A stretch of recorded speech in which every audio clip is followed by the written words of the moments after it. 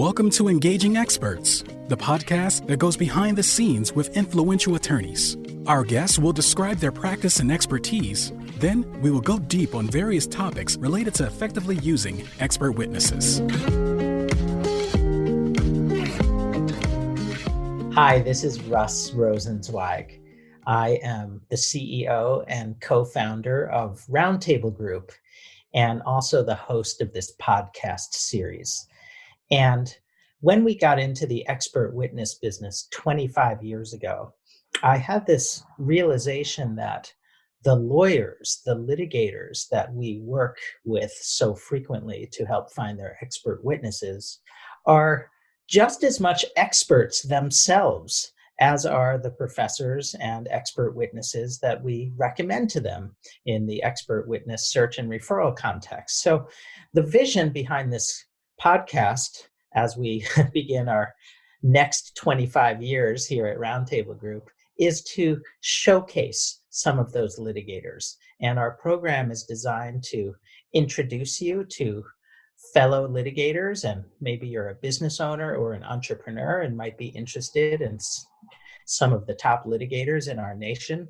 We'll be talking about all things expert related that we work on with our litigation clients, and we'll also be introducing the lawyers and learning about them and their practice and what they specialize in. So I'm really thrilled to kick off this podcast series.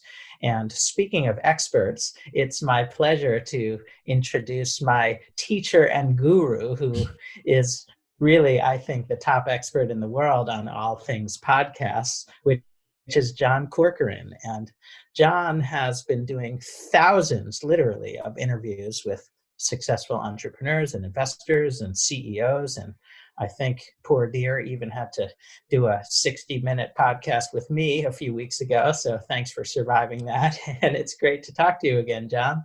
My pleasure, Russ. And team, we've got a whole team here. We got the all-stars. So I'm going to introduce them in a second. So I'm excited to dive into this. We're going to be talking in this episode about why use an expert on experts. That's what Roundtable Group is helping litigators and law firms to get the right expert at the right time for the right case, for the right matter. So we're going to dive into that topic. But first, before we get into that, this episode is brought to you by Roundtable Group, the expert on experts. For more than 25 years, they have helped litigators to locate, assess, and engage the best and most qualified expert witnesses. Roundtable Group is a great complement to any litigator's expert witness quest, and the search is always free of charge. The skilled team will review the complaint or patent and discuss all the nuances and details of the perfect expert. They'll perform thorough and comprehensive research and even call the candidates to check for conflicts and confirm their availability, saving attorneys hours and hours of time. If you need an expert witness now, you can visit roundtablegroup.com or also contact them at engagingexperts@roundtablegroup.com. All right, so I've got an all-star group here with me today. In addition to Russ Rosenzweig, CEO and co-founder of Roundtable Group, we also have Dan Rubin, National Business Development Manager. We have Brice David, who's the Senior Manager of IP Services, and we have David Seeley, Business Development Executive, all here at your service to give the background of why you would want, if you're a litigator or a law firm, to bring in someone else to help you with this function. So first, Russ, I'll go over to you. You were the co-founder of this company 25 years ago. And let's start with, why did you dive into this business? Why did you see this as an opportunity? And why did you see it as really a need in the market? Well, John, when we first got started in the mid-90s, we actually didn't have lawyers and expert witnesses on our minds. Our startup concept was to create the world's first consulting firm consisting entirely of university professors, which was a really unique concept at the time and was driven by the fact that my co-founders and I had amazing teachers at places like Northwestern and University of Chicago and Cornell and Vanderbilt. And we just kind of wondered, why aren't these rock star faculty members used more often in what I might call a commercial context, in sort of a consulting context. So when we first started, John, the vision was to have a consortium of thousands, really tens of thousands of PhD and MD faculty members who collectively would provide services to clients. Cool. And you realize that there was a heavy need, particularly in the legal realm and the legal world, and so you put a lot of your energy into that.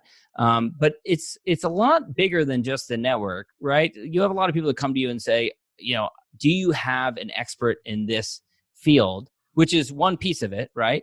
But in addition to that, it's also there's more to it. There's more to actually going out and finding, recruiting, convincing, negotiating with all the other elements that are involved in placement of an expert. So give me a little bit of explanation on both the network piece, which of course is valuable. You built a big network over 25 years, and then also kind of a high level overview of the search piece as well. Well, that's quite right, John. It was a very fortuitous accident, really, that lawyers and litigators specifically started calling us, because as we were focused on building this professor network, it was such a unique idea. No one had ever created a consulting firm of professors before, that we got a lot of press. We were in the Wall Street Journal, we were in the New York Times, we were in Fortune, in Cranes, and that got the attention, thank God, really, of quite a few law firm partners, particularly litigators, who found us, who heard about us, and called us about their expert witness needs. It was a real aha moment for us, John. We didn't realize until then that it is very time consuming and very inefficient for litigators to find their expert witnesses. And last I checked, right before this podcast, John, I think I saw a statistic that there are 100 million disputes filed every year and in the US, and most of them require expert witnesses. And so, we started taking phone calls from litigators, and more often than not, they didn't need a professor. They needed some other kind of specialized expert. And we kept growing our database. It's pretty massive by now, 25 years later. I think one of the hallmarks of Roundtable Group and our expert, I guess we would call it expert witness research process, is even though we have by now possibly the world's largest database of expert witnesses of every kind, it's always just the starting point for us, John. We usually have 3 or 4 great expert witness candidates in that database, but we really pride ourselves on thoroughness and rigor. We come out of sort of a University of Chicago tradition here, where everything is about thorough data. And, God forbid there's a perfect expert who's not in our database. That would be even more perfect for a lawyer's needs. So it's our intent always, every time we work with a lawyer, to leave no stone unturned. And we have a quite rich and rigorous, almost what I would call a checklist of tools and techniques that we use beyond our massive database anytime and every time a lawyer needs an expert witness. And I definitely want to get into that, or give a high-level overview at least. We're going to have other episodes that go more in depth on the search piece.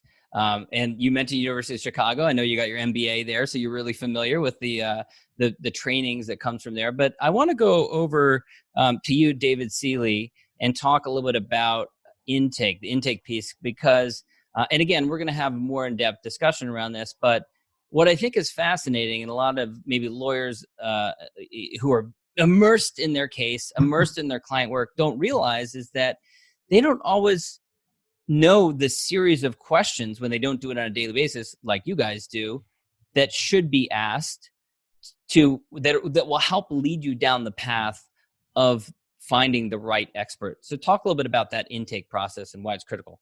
Sure. And the intake guide is very critical, and it is our starting point when we do get that request from an attorney for an expert witness. And one of the things that we really pride ourselves in is, centered around the process of what we do. So again, it's important for the conflict check, for example, to have party names. We have to get the party names. We have to make sure that we're not already involved in the case, because we won't work for both sides of a matter. We'll only work for one side. And so the party names are important. We make sure that's our conflicts check, and we also make sure secondarily with the party names is oftentimes when we are reaching out to experts and we do share that information, sometimes there's a conflict with an expert. So that's kind of a first piece of getting that. And then what we do next is we really look at the type of matter it is and the case facts, the relevant facts about the case. And this is very highly critical because our experts are so specialized and they are so expert at their area of knowledge that, they have such a wheelhouse that they are so good at. And the more information that we can provide to our experts, this is what the case is about. This is what the attorney is looking for. The more of that information that we can provide to the expert, it allows the expert to say, I'm interested and I'm qualified. I would love to get involved in this. So we really like to get the details and the main facts about the case to present to our experts. Also lets the attorney know, we're not just, going through a list of 15 experts and we'll just pick 3 or 4 out of there and send you their CVs. We really match you up. And I know you said earlier, one of our hallmarks is the right expert at the right time on the right terms. So that's very important. And there are several other little aspects to the intake guide as well, as far as once the cases, the facts are there, once we know what kind of expert the attorney is looking for. We look at geographical preference. We look at the location of the expert. If someone's in New York City and there's a case being held in New York City, do they want someone from that region? Do they want someone from New York or Boston or DC? And a lot of times that plays into, the fact of even being able to get in touch with them and meet with them in person and be able to just interview the expert, because that's something that we do is once we match the expert, once we get the right expert for them, we have interviews. We let them talk to the experts. We let them look at their CVs and they're able to take a look at that and see if that is what they're looking for. So those kinds of things are very important with the intake guide. It's kind of our bedrock of, the information that we have to have in order to really get started. Great. Dan Rubin, I want to turn to you to talk about the search process. And, for a busy attorney who's hopping from case to case, client to client throughout a day or throughout a week, busy, they often don't have the time, the bandwidth to go really deep and figure out who are the right experts. And so it's really interesting, but you have these expert witness services managers, and we're going to hear from another one in a second, Brice David, who are really domain experts. Many have advanced degrees in different categories. So they're able to read a patent and understand it. They're able to read a multi-100 page complaint and understand it. So talk a little bit about the role that they play. Right. Thanks, John. So you hit the nail on the head. Our team of expert witness services managers are truly the value that we add to the expert search. As Russ mentioned, our network, as vast as it is, with thousands and thousands of experts in the gamut of disciplines, in the most nuanced of specialties within those disciplines, is just our starting point. It's the tip of the iceberg. I think, 1/10 of an iceberg is actually what is visible above the water, and the remaining 90% is submerged. A good metaphor. Thank you. I believe I got it from our CEO, Russ Rosenzweig. And that's right. That's analogous to our team of expert witness services managers. They have, as you alluded to, over 10 plus years of experience in various disciplines. Former attorneys. Brice David on our call today is himself an electrical engineer. So when he gets a patent infringement case, he's not only just searching our network and searching beyond, looking in Google Scholar and LinkedIn Premium and so on and so forth, various other resources. He has the knowledge when he's reading the patent to truly understand and match up the necessary expert with the particular technology that the case that case calls for. Yeah, so, and have an educated conversation with these potential experts to assess whether they have sufficient domain expertise and presentation skills to be the appropriate person for the case. Exactly, speaking the language, and it is almost like a foreign language if you're not skilled in that particular practice area. Additionally, attorneys don't have the time to truly assess these candidates like our team of expert witness services managers do. That's what we do all day, every day. And they've been doing it for 25 plus years in the industry. So when an attorney comes to us asking, do you have an expert in X field with Y nuance to their expertise and in Z geographical area? That question is almost irrelevant, because if we don't have someone already in our network, our team of expert witness services managers are going to find that expert 99% of the time. And they're going to do so, as David mentioned in the intake, within the necessary time frame. We'll find out specifically not only when is the attorney's expert disclosure deadline, but also when is the heavy lifting, so to speak, going to be necessary, writing the reports, perhaps doing a site inspection, and so on and so forth. So it's bringing together all the various aspects, not only of the questions that we're asking, knowing the right questions to ask, knowing the right places to look, but then also combining it with the relationships that we've developed with these experts over 25 plus years in the industry. If a particular expert looks like the ideal candidate, but is not in the geographical location, for instance, in which the attorney needs the expert to be, then those experts in our network may be able to, and often are able to, recommend colleagues who are in the right location. And so there are many instances in which we found the needle in the haystack, or to use another analogy like Russ did, turning over that stone and finding that expert underneath this in this remote area. For instance, we had an insurance case I'll never forget, or I should say, an attorney came to us looking for an expert in an insurance case where they were looking for an industrial hygienist to opine on as to the safety practices and procedures of shipyards during World War II. And I thought to myself, there is no way we're finding this expert. I didn't say that, of course, to the attorney, and it's a good thing I didn't, because sure enough, we found multiple candidates. Just one other instance that comes to mind.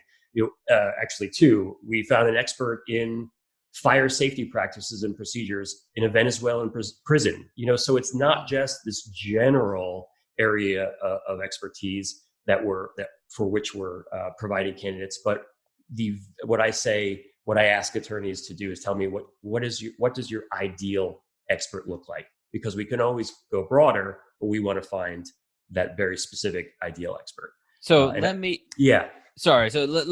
bring in one of those expert witness services managers, Brice David. So what you're doing is really like finding that needle in the haystack. You're doing detective work, it sounds like. Yeah, I mean, it's about understanding, actually. I think that clients are a little bit surprised initially because they talk to David and, he asks them all the questions, and David then sends it to me.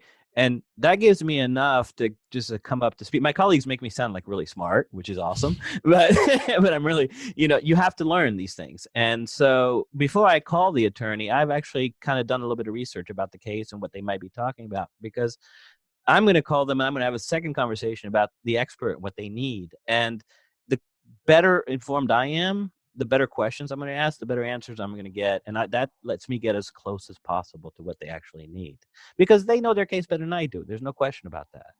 But I think I know finding experts better than they do. Right. And, right. The better I get, the more information I can get out of them. And by the way, that saves time. That conversation saves so much time on everybody's behalf. Right. And speaking of that, if you go down one of these routes, you find an expert and you spend a bunch of time researching them, talking to them, and then it turns out they're not worthwhile. You haven't charged the client a dime, right? Well, that's not even the worst. The worst is when they say they're a perfect fit and you get them on the phone, they start talking to the attorney and it just doesn't mesh.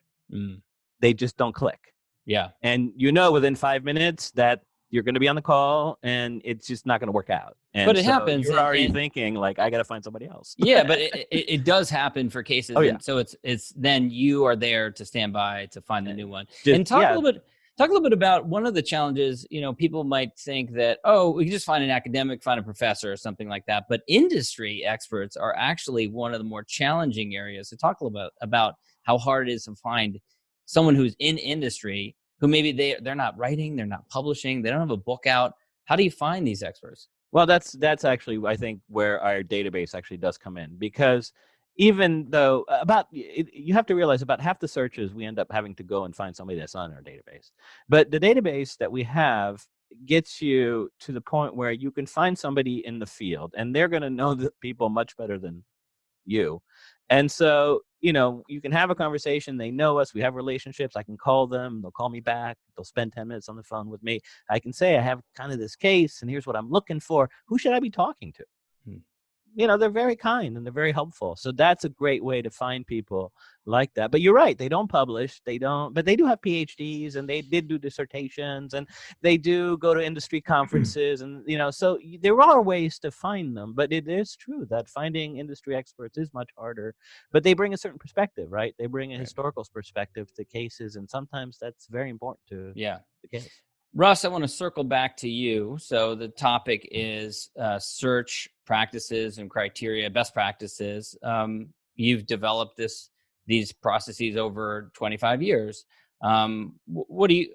Anything else we haven't touched on in terms of the secret sauce behind how to find the right expert at the right time for the right matter?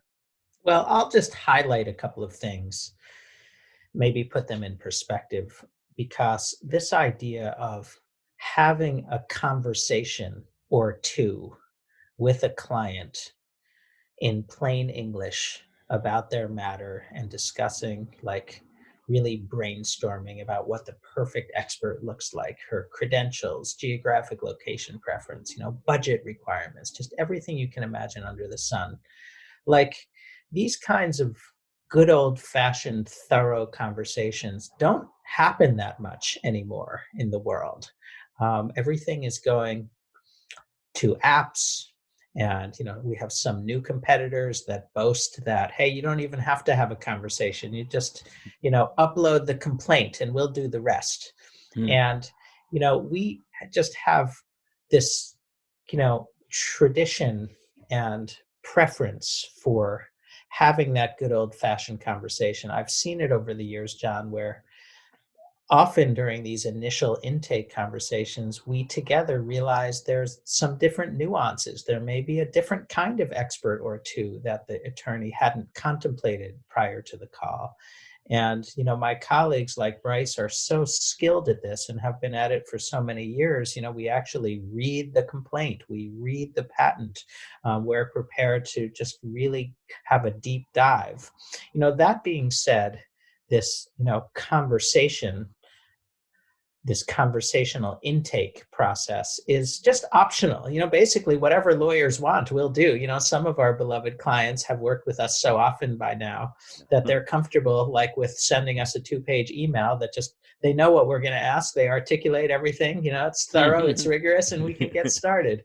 And, others, like to totally go in the other direction and meet with us privately and in person with their whole legal team in a conference room in a kind of confidential confines of a room, and go deep on the case. And a lot of these matters that we work on are so significant. They could be some of the biggest trials of our time, and they're quite confidential. And it's not always law firms calling us; it's sometimes government agencies. And we're just really proud to have developed the trust in so many clients and repeat clients over 25 years. And it's partly because of the beginning, the intake part of the process. I think the second part that clients have come to really love and trust, as we've already discussed, is what we do behind the scenes, as Brice was explaining and Dan was explaining, the rigorous research process, which is as much as I was saying that the traditional intake conversation is low tech, everything we do research wise is quite high tech. And our database that we've been building over these years is just has so many complex and nuanced details to it that allows us to hone in on very specific kinds of experts. We're working increasingly with really cool and interesting artificial intelligence algorithms that allow us to, look at potentially qualified experts, and allows us to quickly see every article they've ever written on the topic and quickly find the co-authors and the citations and the bibliography. And, it allows us to, spend what would take a lawyer maybe 50 hours, in less than that. We still spend a lot of time on behalf of our clients, but, clients, I think, really appreciate knowing that without them having to do the work, we are just being extremely rigorous in that research process. And the final piece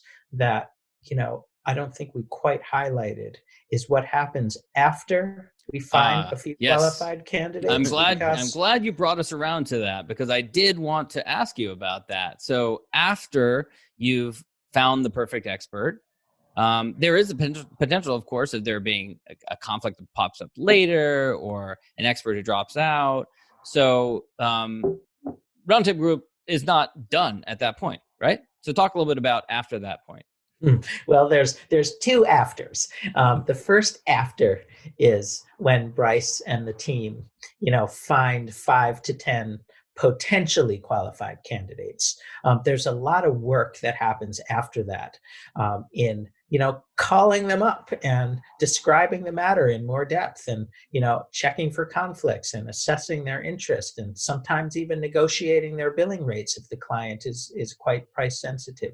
So there's a lot, and it takes lawyers, even if they find qualified candidates, they often forget that it could take many hours to have those conversations, those what I might call vetting conversations, and asking those questions and getting a potential candidate up to speed. It's very time consuming for a lawyer, and we happily do it every time here.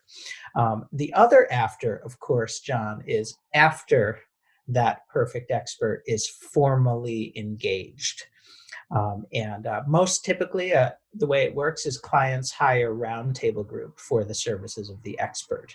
And that way, an expert works directly with the client. We don't need to get involved in the minutia and day-to-day operations of the work that the expert witness is doing. But we do stay involved at a little bit of a higher level in what I might call a customer service or dazzling the customer kind of context. And we're very proud to, periodically be checking in with expert and client alike. How's it going? What's working? What's not? Is the expert exceeding your expectations, as they nearly always do?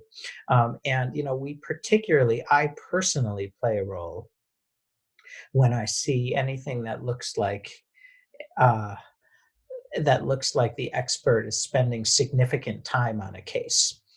When I see, a lot of hours being spent on a matter, I automatically, personally, will pick up the phone and call the client and just, sort of, first of all, of course, thank them again for their business with us, but also really check in to ensure that the expert is exceeding expectations and that invoices are as expected. And, if there are any nuanced complexities, we're very proud to be able to play that role of kind of preempting issues or concerns by having this, focus on customer service and customer excellence. Which is so important for a busy attorney who's got so many things on their mind heading, towards a trial date, to not have to worry, one fewer thing to have to worry about. All right. So final question, just to wrap things up. Russ, I'll go to you, and anyone else who wants to chime in.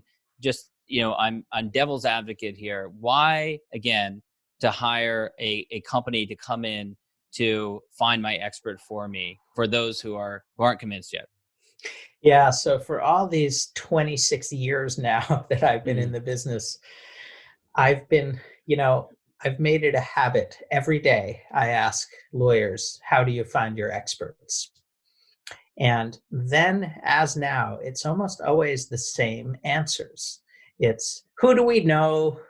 Who did we use last time? You know, who did the client happen to recommend? Maybe have an associate or a paralegal do a Google search, and you might get 9 million hits, but people only have time to look at the first page or two, and that's typically the process. And our clients are very thorough and rigorous people, and I don't think that they should have this burden of needing to spend dozens and dozens of hours finding experts when they could be doing higher level, more significant lawyer work and leave the expert search to us. We also like to work collaboratively with lawyers. A lot of lawyers still like to use those processes, and they should. They should be asking, who do we know? Who have we worked with last time? Hey, we've come up with a few experts on our own. All good, even better, frankly. And we work often very collaboratively with our clients. They have a few experts that they're considering, and we go through our processes and send a few more, and just kind of collectively make it a very enjoyable and thorough process. We never charge anything up front, John, to engage with lawyers on this expert witness search journey. And we're quite good at finding experts that fit within whatever budget range lawyers have. Of course, we have the customer service component post-retention that a lot of clients appreciate. So I think, kind of a combination of passion and price is the reason a lot of clients engage with us. We're just so passionate about this line of work, and we're very proud to be able to find experts within, basically any kind of budget that's required for a particular litigation. Well, I think you covered everything, but at the risk of doing it anyways, I'm going to go around rapid fire, less than 30 seconds to each of you. And I'm going to ask you for your take, one reason why a busy litigator is listening to this, a busy law firm that's listening to this right now, if they haven't used an expert on experts like you guys, why should they? Dan, I'll start with you. Thanks, John. Time, no cost short of retaining an expert we refer, are the experience of our expert services managers who only search for experts on a daily basis and have the experience in the various disciplines in which we're looking for those same experts. So understanding the language, having that litigation experience, but also, there's so many things I could touch on, but the fact that we won't work both sides of a matter, of the same matter, it's a higher bar than many of our competitors. The customer service that Russ discussed, and that personal touch of a CEO who is nipping potential billing disputes in the bud and making sure that attorney experts are meeting the attorney's expectations. It's from start to finish, the fact that attorneys, as Russ mentioned, don't have the time to do a thorough search like we're doing for them. Why not have the experts on experts do the searching for experts while attorneys are able to do other attorney-related matters? Great. Brice David, Senior Manager of IP Services, turning to you, 30 seconds. Well, I'm glad Dan only gave you one and didn't take all the others, that we might have mentioned. So that was nice of you. And David, you're last, so you're going to have to pull a rabbit you're in trouble, David. No, I think, I think they do their clients a service, honestly, fundamentally. As a lawyer, you're doing your client a service by coming to services like us. We expand the pool of people you have for your consideration. They are vetted. They are already been spoken to. They know the schedule. If I send you somebody, they're usually worth you speaking to. You may not like them. You may not click with them. They might not be what you ultimately decide to hire, but they're worth the conversation. And at the end of the day, we are going to give you candidates you would never find on your own. So why not consider them? Because this really doesn't cost your client anything unless they retain one of our Great people. point. David Seeley, last thought from you. Yeah, thank you. So I'm going to just kind of piggyback but maybe elaborate a little bit. One thing that stands out to me is reputation. And I personally feel that we're one of the best kept secrets that there is in this industry. So I say that because in that conversation, when they are looking for that expert, oftentimes, just me personally, I'm sure the other guys could say the same. There are so many things the attorney's focusing on. The expert sometimes is just the last thing or the least thing that they're thinking about. And I've had several conversations with attorneys where they're looking for a certain expert. And one of two things happens at that point. Number one, they might say, man, just talking to you, David, I think I actually need a second expert in this area because I've uncovered and I've asked those questions. So that goes into that reputation of who we are as a company. We do have that conversation, like Russ said, and we do uncover additional needs that the attorney just doesn't. They're maxed out. They are just on this case, and the details are so important that, sometimes we uncover that second expert for them. And then I've also had conversations where an attorney's like, I think this is what I'm looking for. And through that conversation, and then I do have resources like Dan and Russ and Brice David that I can reach out to and get back in touch with that attorney. And it turns out that they were kind of in the right neighborhood on what they were looking for, but now we've really put them exactly what they're looking for. And we've altered what they really were looking for in an expert. So I just think that we just have such an incredible team and reputation that if you're not using us, I mean, you're, like Brice said, you're doing a disservice to your client. Wow, David, I'm impressed. You came up with a good rationale. That was pretty good. All right, gentlemen. Roundtablegroup.com, engaging experts at roundtablegroup.com is the email address. Russ, is there anywhere else that people can go to learn more about you, Roundtable Group, or connect with any of you folks? Yeah, I think contacting us on that email address is best. We have a phone number on the website. If you prefer, you'll probably get David Seeley on the line when you call. And I would also encourage people to stay tuned as these podcasts start being produced. You're going to meet some really, really world-class lawyers and experts and other people kind of affiliated with the expert witness industry.